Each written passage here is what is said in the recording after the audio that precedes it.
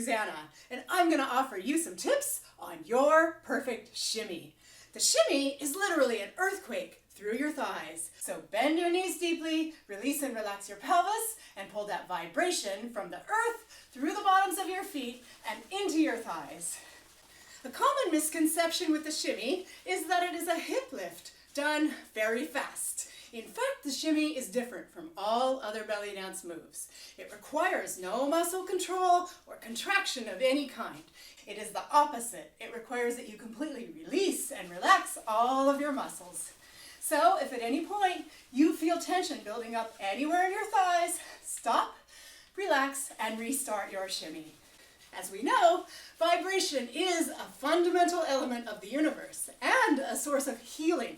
So you must feel that within your own body in order to transfer that experience to everyone around you.